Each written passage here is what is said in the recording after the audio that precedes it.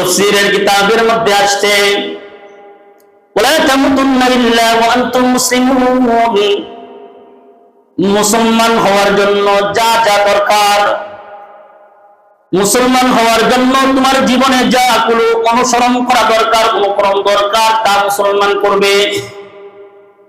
আল্লাহ তাআলা একাত্মবাদ, তার কোনো শরীক নাই, তার সাথে সমকক্ষ নাই। রাসূলুল্লাহ হাবিবুল্লাহ, যার সাথে রাসূল আল্লাহ তাআলা আখের বানাইছেন, তারপরে আর কোনো রাসূল নাই।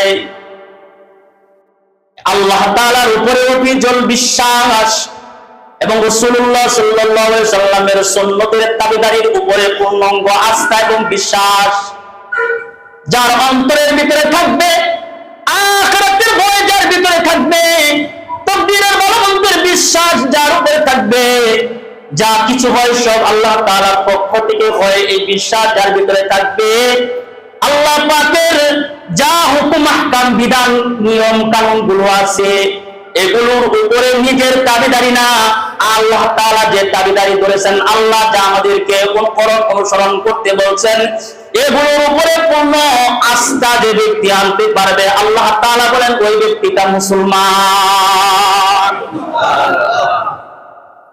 মুসলমানি মুহাদে গারদান নিহাদান, মুসলমানি বুহাদে গারদান নিহাদান। যে ব্যক্তি মুসলমান, সে ব্যক্তি আল্লাহ তাআলার সামনে শুধু তার গর্দানকে ঝুঁকাবে, আল্লাহ তাআলার বিধানের বাইরে তার গর্দান সে ঝুঁকাবে না। একমাত্র আল্লাহর বিধানের সামনে তার মাথাটা ঝুঁকবে, অন্য কোন বিধানের সামনে মুসলমানের গর্দান ঝুঁকাতে হতে পারে না। আজকে আপনি দলের জন্য আপনার গর্দান ঝুঁকান, আজকে ধর্ম বড় না, আপনার কাছে দল বড়, অথচ আপনার নামের আগে আপনি লাগান আমি মুসলমান। ধর্মকে আপনি বড় মনে করেন না, আপনার দলকে আপনি বড় মনে করেন, সে মুসলমান হইতে পারে না। আগে ধর্ম না, আগে দল। জুড়ে বলেন, আগে হচ্ছে ধর্ম, তারপরে দল। তার মানে আপনি আগে ধর্ম পরিচালনা করবেন, ধর্মের ভিতরে থাকবেন, তারপরে থাকবে আপনার দল। যখন কোন দল আমার ধর্মের বাইরে থাকবে, ওই দলের সাথে চিরজীবনের জন্য আমার অ্যাটাচমেন্ট, আমার হাত কাটামাটা। যে দল আমার ধর্মের বিরুদ্ধে যাবে, সেই দল মুসলমান হিসাবে কেউ করতে পারে না। একজন মুসলমান, তার কাছে থাকবে তার ধর্ম। এজন্য ধর্মের উপরে আল্লাহ তাআলা বলছেন, যদি গর্দান ঝুঁকাইতে চাও, নিচু করবার চাও, আমার সামনে করবা। আর আমার সামনে যে ব্যক্তি তার গর্দানকে নিচু করে দুনিয়ার সমস্ত মানুষের সামনে আমি আল্লাহ তার গর্দানকে উঁচু বানায়া দেই। তাহলে যে ব্যক্তি তার গর্দান নিচু করলো আল্লাহ পাকের জন্য, এই ব্যক্তি বাপ শোনেন, যে ব্যক্তি 5 ওয়াক্ত নামাজ পড়ে তার মাথাটাকে আল্লাহ তাআলার কদমে ঝুঁকায়া দেয়, ওই মানুষটা দুনিয়ার কারো কাছে সে কোনো পরোয়া করে না। সে বলে আমি মুসলমান, আমার গর্দান তো একমাত্র আল্লাহ পাকের সামনেই শুধু ঝুঁকাবো। তুমি কে? সে আপনার ইবাদতের যে পাওয়ার, ইবাদতের যে একটা নূর আলো আছে, এই আলো, ইবাদতের আলো দেখে নামাজি ব্যক্তিকে বেনামাজিরা ভয় পাইতে থাকে। কথা বলেন ঠিক থাকে? এজন্য আল্লাহ পাকের ধর্মের বাইরে না যাওয়া, আল্লাহ পাক যাটা আমাদেরকে অনুকরণ করতে বলছে, যে বিধান দিছে, বিধানের ভিতরে থাকা। আমার নামাজ পড়া লাগবে, আল্লাহ তাআলাকে পাইতে হলে আমার নামাজ দরকার। আমি আমার ধর্মের ভিতরে আছি, আমি নামাজ পড়বো। আল্লাহ বলছেন তোমার যাকাত দেওয়া দরকার। ইসলাম ধর্মের ভিতরে যাকাত দেওয়ার কথা আল্লাহ তাআলা বলে কি বলে নাই? আল্লাহ বলছেন যাকাত দাও, তার মানে আমার যাকাত দিতে হবে। আল্লাহ পাক আমাকে বলছেন হজ করার জন্য, তার মানে আমার আল্লাহকে পাওয়ার জন্য হজ করতে হবে। আল্লাহ পাক আমাকে রোজা রাখতে বলছেন, আল্লাহর সন্তুষ্টির জন্য আমার ধর্মের ভিতরে রোজার কথা আছে, আমার রোজা রাখতেই হবে। আল্লাহ পাক আমাকে সুদ খাইতে মানা করছেন, আমি আল্লাহর সন্তুষ্টির জন্য সুদ থেকে আমি বিতাড়িত থাকবো, বিরত থাকবো। আল্লাহ ঘুষ নিষেধ করছেন, ঘুষ থেকে আমি বিরত থাকবো। এই হুকুম আহকাম, আদেশ আর নিষেধ যে ব্যক্তি প্রকৃত পাকে নিয়ম কানুন গুলো তার অন্তরে প্রবেশ করাইতে পারে, আল্লাহ বলেন ওইটা হইল আমার খাঁটি মুসলমান বান্দা, ওইটা খাঁটি মুসলমান। মুসলমানে মুহাদে গারদান হাদান বাতআন, বাপরে একটু ভালো করে আপনারা বুঝবেন, আমরা মুসলমান কিন্তু আমরা নামে মুসলমান, কামে মুসলমান না। জোরে আওয়াজ করে বলেন, हमने मुसलमान है मगर हमने मुसलमान नहीं, हमने ईमान है मगर हम मोमिने कामिल नहीं। हम मुसलमान है मगर हमने मुसलमान नहीं, हमने ईमान है मगर हमने मुमिन कामिल नहीं। কবিতার মধ্যে তিনি বলছেন, কবিতার মধ্যে লিখছেন আমরা মুসলমান কিন্তু আমাদের মুসলমানিত্ব নাই। জোরে আওয়াজ করে না, জোরে বলেন। মনে হয় সামনে কোন শ্রোতা নাই, মুসল্লি নাই, কথা বলেন ঠিক না বেঠিক? আমরা মুসলমান কিন্তু আমাদের মুসলমানিত্ব নাই। আমরা মুমিন দাবি করি কিন্তু মুমিনের গুণ আমাদের ভিতরে নাই, ঠিক না বেঠিক? তাহলে তুমি মুসলমান দাবি করো, বলবো তুমি যদি প্রকৃত মুসলমান হও, নবীজি দাড়িটারে ওয়াজিব বানাইছেন, রাখতেই হবে, তুমি রাখলা না কেন? তুমি না মুসলমান। ধরে বলে তোমার মাথায় টুপি নাই কেন? তুমি তো ধর্মের ভিতরে আসছো, ধর্মের ভিতরে টুপি রাখা সুন্নাত, আমার নবী লাগাইছেন, তাহলে তোমার মাথায় টুপি নাই কেন? আমাদের একজন মসজিদের মুরব্বী আছেন, তিনি একটা কথা বলছিলেন, দুইজন বলছিলেন কথাটা যে দেখো টুপিটা যখন আমি মাথা না দিই, মনে না থাকে, মনে হয় সব ফাঁকা, কি জানি আমার অঙ্গটা আমার এখনো ডাকা হয় নাই, পেরেশান হয়ে থাকে একটা সুন্নতের কারণে। কারণ নবী আলাইহিস সালাতু ওয়াস সালাম যে ইসলাম আমাদের জন্য দিয়ে গেছেন, ইসলামের জন্য যার দিল পেরেশান, ইসলামের জন্য যার দিল কাঁদে, নবীর জন্য যার দিল কাঁদে, সে নবীজির সুন্নত তরিকা কখনো কোনোদিন ছাড়তে পারে না। এজন্য আমাদের মুসলমান আমরা আছি কিন্তু আমাদের মুসলমানিত্ব নাই। আল্লাহ তাআলা স্পষ্ট করে বলে দিয়েছেন আমার হুকুম আহকাম, আমার বিধান নীতি বিধান, আমার রাসূলের হুকুম আদেশ নিষেধ যে ব্যক্তি তার জীবনে সংকলন করে, তার জীবনে আনয়ন করে, সে হচ্ছে ব্যক্তি দুনিয়ার মধ্যে শ্রেষ্ঠ মুসলমান। আর বুঝিয়ে বলেন সুবহানাল্লাহ। মুসলমান কাকে বলে? আল্লাহ তাআলার কাছে আত্মসমর্পণ করেন না মুসলমান। আল্লাহ আমি আত্মসমর্পণ করলাম তোমার কাছে, আল্লাহ তোমার বিধান যেটা আমার ভালো না লাগে, আমি বুঝি না, আমার বুঝ ধরে না, তারপরে আল্লাহ তুমি যেহেতু বলছো আমার বুঝ ধরুক আর না ধরুক, আমার এটা পালন করতেই হবে। জোরে আওয়াজ করে বলেন। আমরা যদি বায়ু, প্রত্যেকটা যদি আমাদের বায়ু বের হয়, বাতাস বের হয়, তাহলে আমরা ওযু করি, ওযু কেন করি আমার বুঝে আসে না। আমার বুঝ আসুক আর না আসুক, এটা আমার নবী আমাকে শিখাইছেন, এটা আমার পালন করতেই হবে। এটার নাম হলো মুসলমান। আল্লাহ তাআলা স্পষ্ট করে মুসলমানদেরকে তারা মুসলমান সেটাও আরো স্পষ্ট করে আল্লাহ তাআলা কোরআনে কারিমে বলেছেন।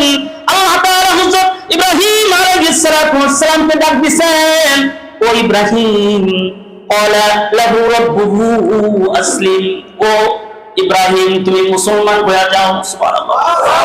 ও ইব্রাহিম তুমি মুসলমান হয়ে যাও।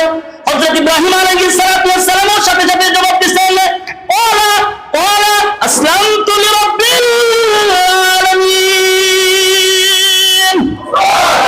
হযরত ইব্রাহিম আলাইহিস সালাতু ওয়াস সালাম বলতেন, আল্লাহ ওলা আসলামতু লিরাব্বিল আলামিন, আমি তো এই পৃথিবীর প্রতিপালকের কাছে আমি তো আগেই তার কাছে মুসলমান হয়ে গেছি, তার মানে আমি আপনার সামনে আত্মসমর্পণ করেছি। সুবহানাল্লাহ। ইব্রাহিম বলেন আমি এই পৃথিবীর রব, এই দুজাহানের রবের কাছে আমি মুসলমান হয়েছি, আত্মসমর্পণ করছি। যে ব্যক্তি পূর্ণাঙ্গ আত্মসমর্পণ করে সে ব্যক্তি কোরআনের ভাষায় হলো আসল মুসলমান। সে ব্যক্তি কোরআনের ভাষায় হলো আসল মুসলমান, যে নিজেকে আল্লাহ তাআলার জন্য বিলীন করে দেয়, আল্লাহ তাআলার জন্য সামনে বুকটাকে সামনে চাপায়া দেয়, বুক ধরে দেয়, নাই, আমার আল্লাহ তাআলার জন্য আমি জীবন দিতেছি। সুবহানাল্লাহ বলে। মুসলমান আমরা দাবি করি, কিন্তু আমাদের কাছ থেকে এখনো গুনাহ সরে নাই। আমাদের জীবন থেকে আমরা কোনো গুনাহ সরাইতে পারি নাই, আমরা গুনাহ থেকে এখনো বিরত হইতে পারি নাই।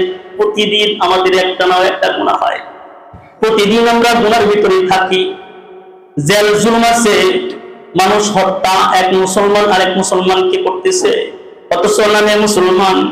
মুসলমানের কাম ছিল আল্লাহর আদেশ নিষেধ পালন করা, রাসূলের আদেশ নিষেধ পালন করা। মুসলমান আল্লাহর আদেশ নিষেধ থেকে এখন বের হয়ে গেছে, রাসূলের সুন্নাত তরিকা থেকে দিন দিন তারা বাইর হয়ে যাইতেছে। মানুষ দিন দিন একবারে কাফের মুশরিকদের সাথে চলতে চলতে এদের রূহটাকে, এদের কলবটাকে, এদের অন্তরটাকে একবারে পুরো ছারখার করে দিতেছে। এই যে আমাদের জুলাই আন্দোলনের বিপ্লব, ইনকিলাবের মুখপত্র, ছেলেটার নাম উসমান হাদি। তোমরাও দল করো, সেও দল করে, স্বতন্ত্রভাবে দাঁড়াইছে ইনকিলাব। তোমার সাথেও তার সম্পর্ক, তার সাথেও তোমার সম্পর্ক, কিন্তু রাজনীতির কবলে পড়িয়া তুমি তাকে সুতার দিয়া গুলি করে তুমি তারে মারলা। যে ছেলেটার জবাব দিয়া শুধু আল্লাহর নাম বের হইতো, সুবহানাল্লাহ, যে ছেলেটার জবাব দিয়া আগে ইনশাআল্লাহ বের হইতো, আল্লাহর নাম বের হইতো। ইসলামের জন্য যার দিলের ভিতরে দরদ ছিল, ইসলামের জন্য যার দিলের ভিতরে মায়া ছিল, দেখবেন যারা বারো বিদ্বেষী হয়, যারা কাফের মুশরিকদের বিদ্বেষিত হয়, বিরোধী হয়, এমন ভালো মানুষকে মানুষ মারতে দেরি করে না। এই সমাজে ভালো মানুষের কোনো দাম নাই। যে ভালো মানুষ সত্য বলবার চাই, সত্যের কারণে তাকে মেরে ফেলাই, ঠিক না? ঠিক, সত্য বলার জন্য মেরে ফেলাই। কিন্তু খাঁটি মুসলমানের জবান একটাই ছিল যে আমার জবান দিয়া যেটা হক, যেটা সঠিক এটাই বের হবে। আমি সুদের কথা বললে কারো যদি গা জ্বলে আমার কোনো দেখার বিষয় না। আমার মালিক যদি সন্তুষ্ট হয়, তুমি বেজার হইলেও আমার কোনো যায় আসে না। আমি ঘুষের বিরুদ্ধে বললে যদি তোমার চলে, তোমার সমস্যা আছে, ঠিক না? ঠিক। আমি যদি আওয়ামী লীগের বিরুদ্ধে বলি, আওয়ামী লীগ যে কাজগুলো করছে ওগুলোর বিরুদ্ধে যদি বলি, যদি আওয়ামী লীগের লাগে তাহলে বুঝতে হবে তার ভিতরে সমস্যা আছে, ঠিক না? ঠিক। সত্য যদি ব্যাংকের পক্ষেও বিপক্ষেও বলি, যদি একটা তার দিলের ভিতরে লাগে সমস্যা আছে না? যে কোন পার্টি হক কথা, সত্য কথা। আমাদের এই মসজিদ, অনেক মসজিদে মিম্বারে বসেছি, কথাগুলো আগে কথা বলতে হইলো বই না, মাঝে মধ্যে রাগে অনেক গ্রুপ ছাইড়াও দিচ্ছি। ভালো একটা খেদমত আসছিল আমাকে বলতে, হুজুর উপরে আপনি নিচে আলোচনা করবেন।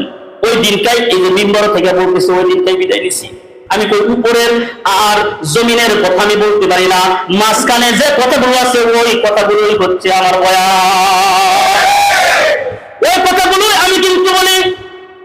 এজন্য আমাদের এই মসজিদের যিনি সম্মানিত সভাপতি, তিনি বলছেন, হুজুর হক বলবেন, সত্য বলবেন, ন্যায় বলবেন।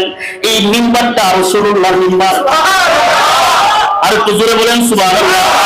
এই মিম্বারটা কার মিম্বার? রাসূলুল্লাহর মিম্বার। রাসূলকে কেউ কি বেগাত করে কি তাকে কেউ মুখ বন্ধ করতে পারছে? আমার রাসূলকে মেরে রক্তাক্ত করছে, তারপরে কি হক থেকে তিনি দূরে সরে গেছে? আমার নবী মিম্বারে দাঁড়ায়া তিনি বয়ান করছেন, আগুনের মতো বয়ান করছেন। এখন কিছু লোকেরা বলে হুজুররা মিম্বারে বয়ান, মসজিদে বয়ান, রাজনীতি কি আর রাজনীতি করে? বলে কি বলে না? ওই হুজুররা মসজিদে মিম্বারে বয়ান রাজনীতি করতে না, ওই কি বলে না? ওই কেউ যদি রাজনীতি করে তাহলে তার হাত পা ভেঙে দিবা, বলে বন্ধ ধরে রাখবা, ঠিক না? ঠিক। স্বাধীন দেশের মধ্যে উন্মুক্ত ভাবে কথা বলার অধিকার সবার আছে। এখন যদি স্বাধীনভাবে কথা না বলতে পারি, বুঝতে হবে আগের মতো পরাধীন দেশটা হয়ে গেছে। আগে যেমন ছিল তেমন হয়ে গেছে। কিন্তু এই মিম্বারে যখন বসা হয়, হক কথাগুলো উপস্থাপন আমার করতে হবে। তার যদি বলার দায়িত্ব আমাকে যদি শাহাদত বরণ করতে হয়, তারপরেও বলতে হবে। জোরে আওয়াজ করে বলেন। নবীজি আলাইহিস সালাতু ওয়াস সালাম এই জায়গায় বৈশা তিনি রাসূলুল্লাহ পুরা একটা জাতি, পুরা একটা দেশ মক্কা মদিনা সহ আমার নবী তিনি শাসন করছেন। তোমরা যদি বলো হুজুররা কিসের রাজনীতি করে, আমরা তো বলবো আমরা রাসূলুল্লাহর রাজনীতি করি, আবু বকরের রাজনীতি করি। জোরে বলেন। আবু বকর দেশ চালাইছেন, ওমর দেশ চালাইছেন, আমার নবী দেশ চালাইছেন, ওমর ইবনে আব্দুল আজিজ রাহমাতুল্লাহি আলাইহি দেশ চালাইছেন। আমরা তো রাসূলুল্লাহর রাজনীতি করি। তোমাকে জিজ্ঞাসা করি তোমরা কিসের রাজনীতি করো? বলেন তোমরা কিসের রাজনীতি করো? আমরা তো নবীর রাজনীতি করি। তাহলে আমরা যদি নবীর রাজনীতি যদি যদি বলতে পারি আমরা রাসূলুল্লাহর রাজনীতি করি, তোমাকে জিজ্ঞাসা তোমরা কিসের রাজনীতি করবা করো, তাহলে হয়তো তারা বলবে ফেরাউনের রাজনীতি করি, হামানের রাজনীতি করি। কথা বলেন ঠিক না? আমরা রাসূলুল্লাহর রাজনীতি করি, আমার রাসূল আমাদেরকে রাজনীতি শিখাইছেন। সুবহানাল্লাহ বলেন। আমার আল্লাহ কোরআনের রাজনীতি শিখাইছেন, কোরআন আল্লাহ পাক আমাদেরকে দিবেন। এই দিনটা যেদিন ওখানে বয়ান হয়েছিল, বয়ানের মধ্যে তিনটা কথা একজন আলেম বলেছিলেন। তার মধ্যে শেষ কথাটা হচ্ছে আল জিহাদু ফি সাবিলিল্লাহ। যে ব্যক্তি জিহাদকে অস্বীকার করবে, জিহাদ থেকে যে মুসলমান দূরে সরে যাবে, ওই পৃথিবীতে ওই দেশে গজব আসতে দেরি হবে না। মুসলমানদের ঈমান কখন তাজা হয়? মুসলমানের ভিতরে ঈমান আছে তখন কেমনে বুঝবেন? তখন আল্লাহর জন্য তার দিল কাঁদে। কথা বলেন ঠিক করে? রাসূলুল্লাহর জন্য তার দিল যখন কাঁদে তখন সে সামনে বুক ফোড়া দেয়, সুপার দিয়া গুলি করবি কর, আমি তো আমার রাসূলুল্লাহর দিকে আমার নজর। ঠিক না ঠিক? তাহলে রাজনীতি শিখাইছে আমরা, আর আমাদের কয়ে তোমরা প্রত্যেকে রাজনীতি শিখছো। রাজনীতি শিখাইছেন কি? রাসূলুল্লাহ সাল্লাল্লাহু আলাইহি ওয়াসাল্লাম। আল্লাহ নবীরে শিখাইছেন, নবী আমাদের শিখাইছেন। সুবহানাল্লাহ। এজন্য আমি বলবো ভাই, মুসলমানের ঘরে জন্ম হইলে কিন্তু মুসলমান হওয়া যায় না। আপনি কালিমা পড়ছেন লা ইলাহা ইল্লাল্লাহ মুহাম্মাদুর রাসূলুল্লাহ, এটা প্রকৃত মুসলমান হয় নাই। এখনো তুমি প্রকৃত মুসলমান হও নাই। তুমি মুসলমান দাবি করো, কালিমা পড়ছো, মনে করছো তুমি মুসলমান, খাতনা করাইছো, তোমার অঙ্গের একটু অঙ্গ তুমি কাইটা ফেলাইছো, খাতনা করাইছো, তুমি মনে করছো আমি মুসলমান। ওই যে খাতনা করাইলে কই মুসলমান হয়ে গেছে, কই না এটার নাম মুসলমান না। আল্লাহ তাআলা বলেন কোন অঙ্গ আত্মসমর্পণের নাম মুসলমান। আমার ইব্রাহিম যেমন করে মুসলমান হয়েছে, তোমরাও এমন মুসলমান হয়ে যাও। আল্লাহ আমি তো আপনার সামনে আমার আনুগত্য স্বীকার করলাম, আমি আপনার কাছে আত্মসমর্পণ করলাম, আমি তো মুসলমান হয়ে গেলাম। সুবহানাল্লাহ। তাহলে এক নম্বর আল্লাহ তাআলা বলছেন ওয়ালা তামুতুন্না ইল্লা ওয়া আনতুম মুসলিমুন, মুসলমান না হওয়া মৃত্যুবরণ করো না। তার মানে আমাদের কবরে যাইবার গেলে মুসলমান হওয়া দরকার আছে না? নাই? জোরে বলেন মুসলমান হয়ে কবরে যাইতে হবে। নাম্বার 2 আল্লাহ তাআলা বলেন ওয়ালা তামুতুন্না, তোমরা মৃত্যুবরণ করো না কিসের আগে? মুসলমান হওয়ার আগে। মুসলমান হওয়ার আগে মৃত্যুবরণ করো না। তার মানে মৃত্যু আমাদের আসবে। জোরে বলেন মুসলমানও আমাদের হইতে হবে, কিন্তু মুসলমানের তোরা দৌড়াইতেছে মৃত্যু। ঠিক না বেটি? মৃত্যু মুসলমানকে দৌড়াইতেছে। ওই মৃত্যু মুসলমানদেরকে কেমনে দৌড়ায়? ওই মুসলমান যখন পাক্কা মুসলমান হইবা, মৃত্যু তখন তোমার সামনের দরজা দিয়া তোমার কাছে দেখা দিবে। আরেকটু জোরে বলেন মুসলমান হইলে মৃত্যুটা তোমার এটা হবে একবারে ঠান্ডা শান্ত, একবারে সুশৃঙ্খল সুন্দর একটা মৃত্যু তোমাকে আল্লাহ তাআলা উপহার দিবেন। তোমাকে সুন্দর একটা মৃত্যু আল্লাহ তাআলা মুসলমান হওয়ার খাতিরে আল্লাহ তাআলা তোমাকে সুন্দর একটা মৃত্যু আল্লাহ তাআলা তোমাকে দান করবেন। তার মানে মৃত্যু আমাদের সকলের জন্য অবধারিত। এই অবধারিত মৃত্যু এমন একটা জিনিসের নাম যেটা যারা আল্লাহ তাআলাকে যারা মানে না, বলে আল্লাহ নাই, নাস্তিক, তারাও বিশ্বাস করে মৃত্যু আছে। পৃথিবীতে এমন কোন মানুষ আছে যে মৃত্যু বিশ্বাস করে না? জোরে বলেন সবাই মৃত্যু বিশ্বাস করে কিনা? একজন হিন্দু ভাই তাকে যদি জিজ্ঞেস করা হয় ভাই তুমি কি মৃত্যু বিশ্বাস করো? ভাই মৃত্যু তো বিশ্বাস করতে হবে, এতে কোনো রেহাই নাই, মৃত্যু আমাদেরকে পাকড়াও করবে। তার মানে পৃথিবীতে এমন কোন সঙ্গতের মানুষ নাই যে মানুষ মৃত্যুকে সে ডরায় না, আর মৃত্যু যে তার আসবে এটা সে ভুলে যায় না, কারণ মৃত্যুকে অস্বীকার করে না, কারণ মৃত্যু যে কোনো সময় আপনি আমার কাছে সে দেখা দিবে। তার মানে আগে মুসলমান হওয়ার পরে আমাদেরকে মৃত্যুর প্রস্তুতি নিতে হবে। আল্লাহু আকবার বলেন। কত সময় বলছিলাম যে যারা মুসলমান মুমিন তারা তো মালাকুল মউতের জন্য অপেক্ষা করে, আপনি কবে আসবেন, কবে আপনার সাথে মুলাকাত হবে। আমি তো আগে থেকেই প্রস্তুতি নিছি, সাহাবায়ে কেরাম মৃত্যুর জন্য আগে থেকে প্রস্তুতি নিয়ে নিতেন। সুবহানাল্লাহ বিহামদিহি। এজন্য মৃত্যুর জন্য আল্লাহ তাআলার কাছে তওবা করা, ইস্তেগফার করা, আল্লাহ মৃত্যু যে কোন সময় অবধারিত, আমি তো খাঁটি মুসলমান হই না এখনো, আমার আপনি খাঁটি মুসলমান বানায় দেন, আমি যাতে খাঁটি মুসলমান হয়ে আপনার সাথে সাক্ষাৎ করে দোয়া করা। নবীজি বলছেন আল্লাহ তাআলার কাছে বেশি বেশি মৃত্যুর স্মরণ করবা, বেশি বেশি মৃত্যুকে তোমার ভিতরে লালন করবা, তাহলে দুনিয়ার যত স্বাদ আল্লাহ কাছে মৃত্যু স্মরণ করার কারণে দুনিয়ার সব স্বাদ তোমার অন্তর থেকে বিনষ্ট হয়ে যাবে। আকসিরু যিকরা মিন হাযিল লাযযাতিল মাউত, আকসিরু যিকরা হাযি মিন লাযযাতিল মাউত। কারণ দুনিয়ার আস্বাদনকারী, স্বাদ আস্বাদনকারী মৃত্যু আপনা আমার কাছে কিন্তু আসবে, কিন্তু এই মৃত্যুকে যখন আপনি স্মরণ করবেন তখন আপনার অন্তর থেকে দুনিয়ার স্বাদ, আল্লাহ আশা বাসনা সবগুলো আল্লাহ তাআলা মুছে দিবেন। জোরে বলেন না সুবহানাল্লাহ। মাইতেছেন নিয়ে আজকে কিন্তু রাতটা করতেছেন নিয়ে, রাতটা করতেছেন মুসলমানের কাজগুলো বলতেছে, এটা তো মুসলমানের দরকার আছে না নাই? খাঁটি মুসলমান হওয়ার দরকার আছে না? খাঁটি মুসলমান হয়ে কবরে যাওয়ার দরকার আছে না? আজকে যে পদে আপনি আছেন এই পদ কয়দিন থাকবো? তারা না হয় জোর জুলুম করে 17 বছর কাটাইছে, আপনিও যদি জোর জুলুম করে 17 বছর কাটান তাহলে আপনারও তো পরিণত এরকম হবে, ঠিক না বেঠিক? আর আপনি 5 বছর আপনি কাটাইলেন সুন্দর সিম্পল ভাবে, আবার সুন্দর করে বুট হইলো, আবার সুন্দর করে একজন আপনাকে আপনাকে পরিশ্রম দিল, আপনাকে আবার তারা গ্রহণ করলো, আবার 5 বছর চালাইলেন। এইভাবে যদি চলতে থাকে তাহলে একটা দেশ পূর্ণ নিরাপদ হয়ে যাবে। যেটা বলেন ঠিক না বেঠিক? তাহলে মৃত্যু তো আপনার যে কোনো সময় আসবে, দল আপনার বাসায় বনি? জোরে বলেন। আপনার নেতা, আপনার ছেলে মেয়ে, বিবি বাচ্চা কেউ বাঁচাবে না। আপনার আমলে হায়াতি জিন্দেগি আপনারই সাবিত করতে হবে, ঠিক আছে? এজন্য আল্লাহ তাআলা বলেন তোমরা মুসলমান না হয়ে কিন্তু মৃত্যুবরণ করো না। এজন্য মৃত্যুকে কেউ অস্বীকার করে না, আল্লাহও স্বীকার করে, রাসূলও স্বীকার করে, কিন্তু মৃত্যু স্বীকার করে না। কিন্তু আমাদের যে মৃত্যুটা আসবে এটা আমাদের অন্তরের ভিতরে এখন থাকেও না। আমি যে মরে যাইব, আমার বাপ সাপ, আমার চলাফেরা, আমার মন কয় না যে আমি মরে যাবো। জোরে বলেন। আমাদের অন্তর মরছে, এমন ভাবে মরছে, এমন ভাবে চলি, এমন ভাবে অহংকারে চলি, এমন ভাবে জামাত দেখাই, এমন ভাবে মানুষের সাথে ব্যবহার আচরণ বিধি করি, মনে হয় ওই লোকটা মৃত্যুবরণ করবে না, এমনই মনে হয়। কিন্তু মনে না করলেও মৃত্যু তোমার সামনে স্মরণ আসবে। এজন্য নবীজি আলাইহিস সালাতু ওয়াস সালাম বলছেন, এবার আমাদের আকাবিররা বলছেন, তোমরা অধিক পরিমাণে মৃত্যুকে তোমরা অধিক পরিমাণে স্মরণ করো। অধিক পরিমাণে যদি মৃত্যু স্মরণ করো তাহলে তোমার 1 নাম্বার পাপ কাজ হবে না। জোরে বলেন না।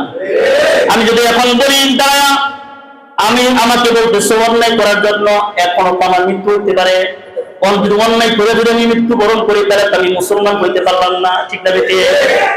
অন্যায় করলে তো মুসলমান হইতে পারলাম না। আকাবির হযরতরা ওকে আনছেন, আকাবির হযরতরা ওকে আনছেন, তিনারা বর্ণনা করছেন, তিনারা বলেন নেতা গুসের এক লোক ছিল, নেতা গুসের খুব বদকার, খুব খারাপ একজন মানুষ ছিল। সে ঘরের ভিতরে দরজা লাগায় একটি নারীকে উলঙ্গ করে যখন ব্যভিচার করবে, এমন সময় কে যেন এসে দরজার মধ্যে ঠকঠক আওয়াজ করে, ঠকঠক আওয়াজ করতেছে, বলতেছে দরজা খুলো, তাড়াতাড়ি দরজা খুলো, তাড়াতাড়ি সময় হয়ে গেল। ওই কে আপনি? দরজা খুলবো, এখন সময় নাই, চলে যান, আমি এখন বিজি আছি, জরুরি কাজে ব্যস্ত। ব্যভিচারে লিপ্ত, ওই জরুরি কাজে ব্যস্ত, চলে যাও।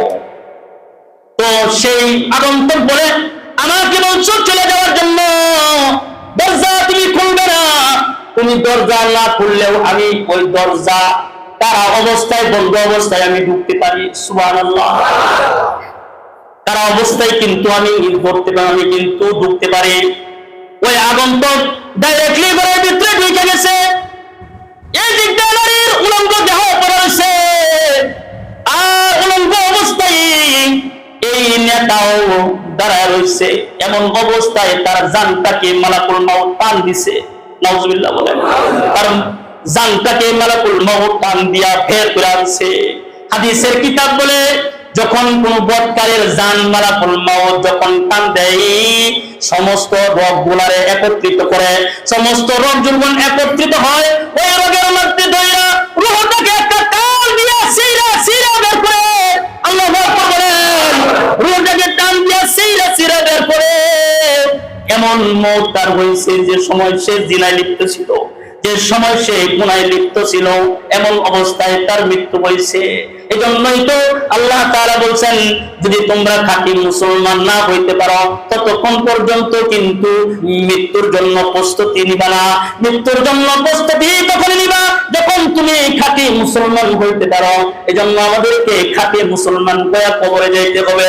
এ ভাই, আমাদের সমাজে যে মৃত্যুটা আমাদের স্মরণ হবে, কিছু কিছু কাজ আছে যে কাজগুলো করলে মৃত্যু স্মরণ হয়। এক নম্বর কাজ হলো, যখন আপনার এলাকায় কেউ মারা যায়,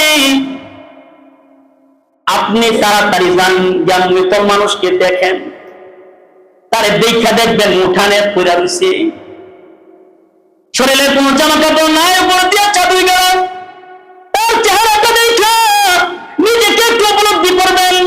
আজকে আমার ভাই আমার সাথে চলছেন, আমার ভাই একসাথে চলছে, বাড়ি ঘর সবই আছে, আমার ভাই দেখে কোনো এখানে পড়ে রয়েছে, নিজেকে একটু উপলব্ধি করবেন। শুধু তাই নয়, মানুষটাকে দেখতে যাইবেন, তার জানাজায় অংশগ্রহণ করবেন, মনে করবেন আমার ভাইয়ের শেষ জানাজা এটা, হয়তো আজকের দিনেও আমার জানাজাটা শেষ জানাজা আজকে হইতে পারে। জানাজায় নিজে যাইবেন, জানাজার নামাজ পড়লে মরণ স্মরণ হয়।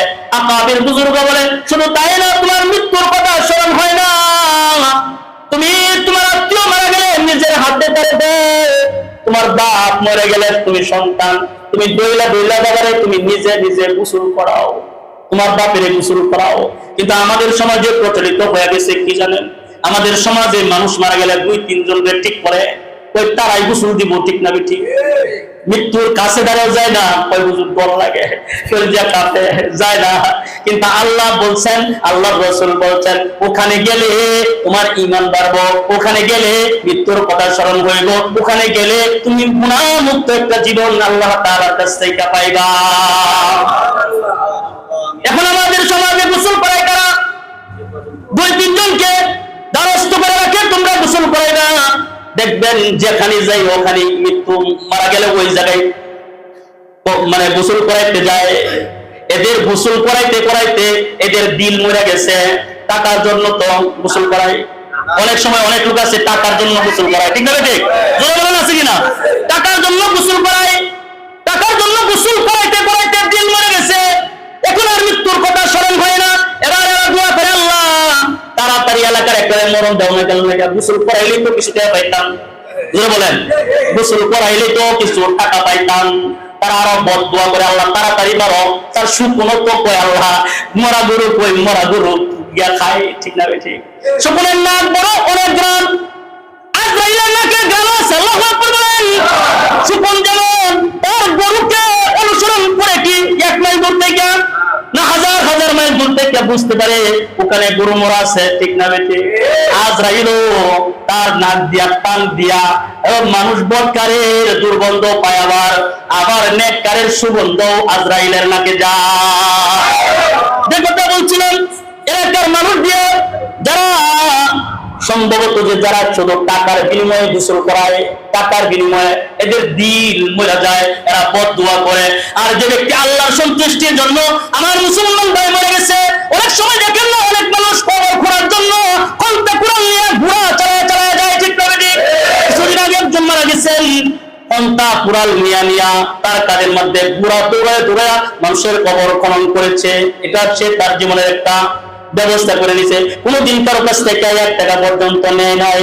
তবে আরেকটা হাদিস আপনাদেরকে শোনা দেই, যে ব্যক্তি আল্লাহর সন্তুষ্টির জন্য নিজের মুসলমান ভাই ইন্তেকাল করছে, সে যদি কারণ মুসলমানকে দেখতে দেওয়া এটা একটা মুসলমানের হক, এটা তার দায়িত্ব কর্তব্য।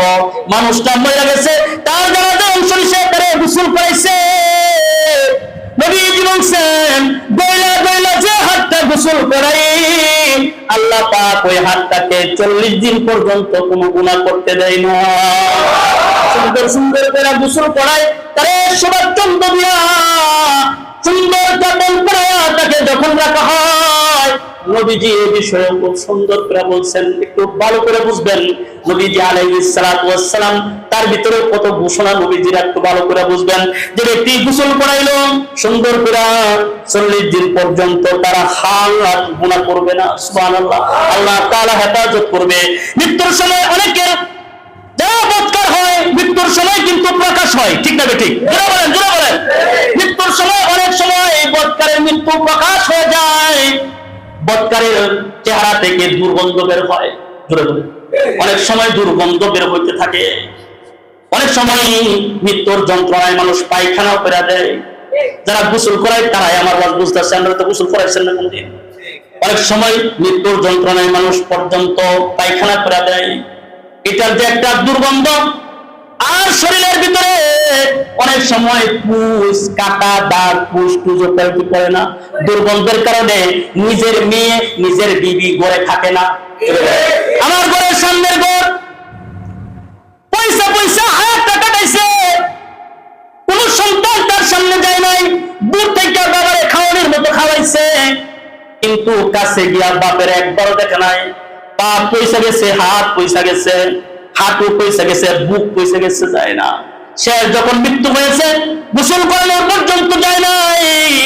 আমি যে কথাটা বললাম, বৎকার যখন তার মৃত্যুটা হয়, অনেক সময় মৃত্যু প্রকাশ হয়ে যায়। ওই প্রকাশিত মৃত্যুটা যে ব্যক্তি দোয়ায় সে টের পায়। ওই ব্যক্তিটা যদি সুন্দর করে দইলা দইলা গোসল করায়া পর্দার ভিতর থেকে বের হইয়া যদি বলে আলহামদুলিল্লাহ, আল্লাহ পাক আমার বাইটারে কত সুন্দর মর্যাদাবান একটা মওত তারে দিছে, রাসূল বলেন ওই মানুষটার কিয়ামতের দিন বড় বড় 70টা জঘন্যতম গুনাহ আল্লাহ তাআলা এটা গোপন করে রাখবে। এজন্য মৃত্যুর প্রস্তুতি সকলের নেওয়া দরকার আছে না নাই? মৃত্যুর প্রস্তুতি সকলের নেওয়া দরকার। আপনি আমাকে কিন্তু মালাকুল মউত কিন্তু আপনি আমাকে ছাড়বে না। এজন্য নেককারের রূহটা কেমনে বের হয় এটাও আল্লাহ বলছেন। আল্লাহ বলছেন ইয়া আইয়াতুহান নাফসুল মুতমাইন্নাহ ইরজিই ইলা রাব্বিকি রাদিয়াতান মারদিয়া। আল্লাহ তাআলা বলেন ও প্রশান্ত আত্মা, ও পবিত্র আত্মা, তুমি বের হয়ে যাও, কারণ আল্লাহ তাআলা ইরজিই ইলা রাব্বিকি রাদিয়াতান মারদিয়া, তোমার রব তোমার উপরে সন্তুষ্ট আছে, তুমি সন্তুষ্ট চিত্তে তুমি বের হয়ে যাও। অন্যত্র আয়াতে আল্লাহ তাআলা বলেন ইন্নাল্লাযীনা ক্বালু রাব্বুনাল্লাহ সুম্মা ইসতাকামু তাতানাজ্জালু আলাইহিমুল মালাইকাতু আল্লা তাখাফু ওয়া লা তাহজানু ওয়া আবশিরু বিল জান্নাহ। বান্দা দুনিয়াতে অনেক কষ্ট করছো, আল্লাহ তোমাকে এখন জান্নাতের সুসংবাদ দিয়েছে, তুমি জান্নাতের সুসংবাদ গ্রহণ করো। এজন্য আগে থেকেই মুসলমান না হয়ে আল্লাহ তাআলা বলছে কবরে যাও না। কবরে যদি যাও মুসলমান হয়ে তারপরে তুমি কবরে যাইবা। এজন্য কোন ব্যক্তি যখন আপনাদের সমাজে মুমূর্ষ অবস্থায় থাকে, তার মৃত্যু খুব সন্নিকটে থাকে, তখন আপনাদের কাজ কি? এটা রাসূল সাল্লাল্লাহু আলাইহি ওয়াসাল্লাম বলছেন। নবী আলাইহিস সালাতু ওয়াস সালাম বলেন সহিহ বুখারী সহিহ মুসলিমের মধ্যে 2162 নম্বর হাদিস, عن أبي هريرة رضي الله عنه قال قال رسول الله صلى الله عليه وسلم لقنوا موتكم لا إله إلا الله من كان آخر كلامه لا إله إلا الله عند الموت دخل الجنة। নবী আলাইহিস সালাতু ওয়াস সালাম বলছেন, কোন মানুষ দেখবা যখন মৃত্যুর সন্নিকটে, মৃত্যু তার চলে আসতেছে, এমন অবস্থায় সে আসে, তার মাথার পাশে বৈশা, তার কাছে বৈশা তারে কালিমা তালকিন করাও, তারে জোরাজোরি করবে না, তারে তোমরা মুখে দিয়ে বলতে থাকবা, তারে শোনাইতে থাকবা, আল্লাহু আকবার বলেন, তাকে শোনাইতে থাকবা। নবীজি বলছেন মান কানা আখিরু কালামুহু, এই কথাটা লা ইলাহা ইল্লাল্লাহ, এই কথাটা, এই বাক্যটা, এটা যদি তার আখেরি শেষ কথা হয়, এই বাক্যটা যদি তার শেষ কথা হয় ইনদাল মাউতি, কিন্তু সেই কথাটা বইলা গেছে, নবীজি বলেন দাখালাল জান্নাহ, সে আল্লাহর জান্নাতে চলে গেছে। শেষ বাক্য যদি হয় আপনি আমার কালিমা, তাহলে জান্নাত একবারে নির্ধারিত অবধারিত। এই জন্য কালিমার তালকিন বেশি বেশি করা, জীবনের মূল্যায়নে কালিমা বেশি বেশি পাঠ করা, মৃত্যুকে স্মরণ করা। এজন্য নবীজি আলাইহিস সালাতু ওয়াস সালাম এই কথাটাও বইলা দিয়েছেন হাদিসের মধ্যে, যে হাদিসের মধ্যে নবীজি আলাইহিস সালাতু ওয়াস সালাম তিনি বলছেন মানুষের হায়াত আল্লাহ তাআলা 60 থেকে 70 বছরে নির্ধারিত করছেন। কয় বছর? 60 থেকে 70 বছর। এর ঊর্ধ্বে মানুষ কম মানুষই যা, ঠিক না বেঠিক? জোরে বলেন। এখন বর্তমান সমাজে কারো যদি 40 বছর 50 বছর হয়, তাহলে দেখবেন যে বুঝার কোনো টাইম নাই, ঠিক না বেঠিক? আর তো জোরে বলেন, বুঝার কোনো টাইম থাকে না। আমার বয়স কত আপনারা বুঝবেন না, অনুমান করলে হয়তো একটু বুঝবেন। তবে আমাদের সমাজের 40 বছর না 50 বছর বুঝার এটা বাউ থাকে না, 40 বছরে বুড়া হয়ে যা। বলে বলেন 50 বছরে বুড়া হয়ে যা। বড় ভাই ছোট ভাই এক জায়গায় থাকে, বড় ভাইরে দেখলে মনে হয় ছোট, আর ছোট ভাইরে দেখলে মনে হয় বড়, ঠিক না বেটি? দাড়ি খুব তাড়াতাড়ি সাদা হয়ে যায়, অঙ্গগুলো খুব সাথে সাথে দুর্বল হয়ে যায়, একবারে বৃদ্ধে উপনীত হয়ে যায়। দেখলে বোঝা যায় না মানুষটার হায়াত কম, তার বয়স কম, ঠিক না বেটি? নবীজি আলাইহিস সালাতু ওয়াস সালাম তিনি বলছেন, হাদিস হযরত আবু হুরায়রা তিনি বর্ণনা করেছেন, আবি হুরায়রা রাদিয়াল্লাহু তাআলা আনহু আনিন নবী সাল্লাল্লাহু আলাইহি ওয়াসাল্লাম আমা ক্বালা আমার উম্মতি মা বাইনা 60 ইলা 70 ওয়া কাল্লাহুম মান ইয়াজুজু যালিকা। নবীজি আলাইহিস সালাতু ওয়াস সালাম বলেন আমার উম্মতের হায়াতের আয়ু মাত্র 60 থেকে 70 বছর হবে, তাদের মধ্যে খুব কমই লোক বয়সে 70 অতিক্রম করবে। তার মানে হায়াতটাও আমাদের সীমিত, হায়াত আমাদের সীমিত, কিন্তু 40-এর পরে যে হায়াত আল্লাহ দেন এটা আপনি আমার জন্য উপহার। আপনি মুসলমান, কিন্তু আপনারা জিজ্ঞেস করলে ভাই মুসলমান আপনি, ভাই মুসলমান আপনি কি ইসলামের বিধান মানেন? কই মানি? তাই নামাজ পড়তে দাঁড়িয়ে রাখেন না কেন? কই হুজুর এখনো তো নাতি নাত হইছে, দাঁড়িয়ে কেমনে রাখবো? নামাজ পড়েন না কেন? কই হুজুর অনেক মসজিদে যাওয়ার সময় হয়েছে, যা মনে বুড়া হয়ে গেলি তারপরে যাবো, ঠিক না বেটি? বুড়া হয়ে গেলে মসজিদে যাইবো, নাতি হয়ে গেলে দাঁড়িয়ে রাখবো না, এলে দাঁড়িয়ে রাখবো না। বিড়ি কয় তোমার এত কম বয়স, তোমার এত বেশি বয়স দেওয়া যায়, দাঁড়িয়ে রাখলে দাঁড়িয়ে তুমি রাখবো না, কমায় কমায় রাখো, কিংবা শেষ করে ফেলো। তোমার আখিরাত কি? তোমার বিবি তোমার দিবে, তোমার বিবি তোমার জাহান্নামে নিবে, কথা বলেন ঠিক না বেটি? তোমার বিবি তোমার জাহান্নামের তো রাস্তায় দাঁড় করে রাখবে, কথা বলেন। তোমার বিবি তোমাকে জাহান্নামের রাস্তায় দাঁড় করে রাখছে, তুমি টের পাইতেছো না। তোমার বিবির ভালোবাসায় মুগ্ধ হইয়া আখিরাতের 70,000 ওই যে আল্লাহ তাআলা আমাদের জন্য রাখছেন হুর, তাদের ভালোবাসা তুমি ভুইলা গেলা দুনিয়ার একটা সুন্দরী বিবির একটা হাসির মায়া, একটা হাসি দেখবার গিয়া তুমি তোমার আখিরাত পড়াইলা। তোমার মতো কপাল পোড়া আল্লাহর জমিনে নাই। তোমার নাতি তো তোমার বলে হুজুর নাতি বলে তোমার দাঁড়িয়ে ধরে টানবো, তখন রাখবো। দাঁড়ি নাতি হওয়ার টাইম আছে নাকি আপনার? দূরে বলেন, বুড়া হওয়ার টাইম আছে? আপনার মতো কত নওজোয়ান যুবক রাস্তা দিয়ে হাঁটছে, ঠাস করে রাস্তায় পড়ে গেছে, রাস্তা থেকে তুলে নিয়ে বাড়ি পর্যন্ত নিয়ে খবর দিচ্ছে, ঠিক না ঠিক? তুমি কবে বুড়া হইবা? তোমার বুড়া হওয়ার টাইম কিন্তু নাই, যে কোনো সময় তোমার নির্ধারিত। এজন্য আল্লাহ তাআলা বলছেন, আমার মূল কথা যেটা, আল্লাহ তাআলা মূল কথাটাই বলছেন, ওয়া তামুতুন্না ইল্লা ওয়া আনতুম মুসলিমুন, তোমরা কিন্তু মুসলমান না হয়ে মৃত্যুবরণ করো না। তার মানে আমার হায়াতে জান্নাতে যাইতে গেলে আমার নামাজ লাগবে, আমি নামাজ পড়বো আজকে থেকে। আমার জান্নাতে গেলে আমার নামাজ পড়তে লাগবো, আমি পড়বো, ঠিক না ঠিক? যাকাত দিতে হলে দিন, রোজা রাখতে হলে রাখবো, হজ করতে হলে করবো, ঠিক না ঠিক? আল্লাহকে সন্তুষ্ট করার জন্য যা যা দরকার আল্লাহর বিধানে, কোরআনে, নবীর হাদিসে যা আছে তা করবো, ঠিক না বেটি? যদি তাতে যদি আমার কষ্ট হয়, আমার মালিক অনন্তকালের সুখ সমৃদ্ধি আর শান্তি আল্লাহ পাক আমার জন্য মুসলমান বানায়া যদি যাইতে পারে আখিরাতে রাখছে। আমাদের মূল মাকসাদ মুসলমান হওয়া, আল্লাহর বিধিবিধান, আল্লাহর হুকুম, আল্লাহর নিয়ম পালন, আল্লাহর আদেশ, আল্লাহর নিষেধ, রাসূলের আদেশ, রাসূলের নিষেধ, রাসূলের সুন্নাত তরিকা যেভাবে আমাদেরকে পালন করতে বলছেন ওইভাবে যে ব্যক্তি তার জীবন পরিচালনা করে ওই ব্যক্তি হাদিসের ভাষায়, কোরআনের ভাষায় খাঁটি মুসলমান। আর তো জোরে বলেন না সুবহানাল্লাহ। সেই ব্যক্তি হলো খাঁটি মুসলমান। এজন্য ভাই আমার যে কথাটা শেষ করে দিলাম একবারে, এই কথাটাই আমরা তো ওই যে বলছি যে মুসলমানে খতনা করেছি, মুসলমান এটার নাম, শুধু কালিমা পড়লে মুসলমান এটার নাম না। মুসলমানি মুহাদ গারদান নিহাদান বাতা, মুসলমান আল্লাহ তাআলার সামনে শুধু আত্মসমর্পণ করব, আল্লাহরই শুধু ভয় করব, আল্লাহর হুকুমই শুধু মানব, রাসূলের হুকুমই মানব, রাসূল যা বলতেন তাই করব, আল্লাহ যা বলতেন তাই করব। আল্লাহর বাইরে, রাসূলের বাইরে একদম খাঁটি মুসলমান কোনো কাজ করতে পারে না।